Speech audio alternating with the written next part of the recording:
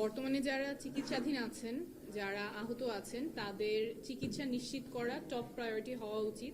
সেই ক্ষেত্রে আমাদের সুনির্দিষ্ট কিছু দাবি আছে। চিকিৎসা নিশ্চিত করার ক্ষেত্রে প্রাথমিক ধাপ হচ্ছে তালিকাটা করা, কারা আহত হয়েছেন, কারা নিহত হয়েছেন, কাদেরকে এখনো শনাক্ত করা সম্ভব হয়নি, কারা নিখোঁজ আছেন। এবং আমরা আহ্বান করছি যাতে একটা রিয়েল টাইম পাবলিক ড্যাশবোর্ড থাকে। আমরা আজকেও কিছুক্ষণ আগে দেখেছি যে আইএসপিআর এর বিবৃতিতে ছিল যে 29টা ডেথ, 31 জনের ডেথ, কিন্তু আবার স্বাস্থ্য মন্ত্রণালয় বলছেন 29।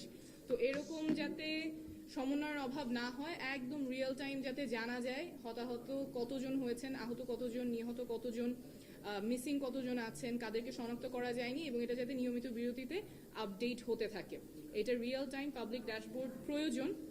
এখানে যে সংশয়গুলো, কনফিউশনগুলো আছে সেগুলো নির্বার করার জন্য। এরপরে তালিকা যখন হয়ে গেছে, আমরা জানি যে কতজন আহত আছে, কতজন এর সাহায্য প্রয়োজন, চিকিৎসা প্রয়োজন, ওনাদের যথাযথ চিকিৎসা নিশ্চিত করা টপ প্রায়োরিটি। আমরা গতকাল থেকেই দেখেছি চিকিৎসক, নার্স এবং অন্যান্য স্বাস্থ্যসেবা কর্মী যারা আছেন তারা অক্লান্ত পরিশ্রম করছেন, সেজন্য অনেক ধন্যবাদ। এই চিকিৎসা যাতে যথাযথভাবে চলতে পারে সেজন্য যা যা প্রয়োজন, জনবল প্রয়োজন হোক, সরঞ্জাম প্রয়োজন হোক, সেগুলো যাতে হাসপাতালগুলোতে সরবরাহ করা হয়, সেটার জন্য আমাদের সরকারের প্রতি আহ্বান থাকবে। আমরা ইতিমধ্যে শুনেছি যে কারো কারো যদি বিদেশে যাওয়ার প্রয়োজন হয়, সেটাও যাতে খুব দ্রুততার সাথে পাঠানো সম্ভব হয়, সেই পদ্ধতিটা করা প্রয়োজন।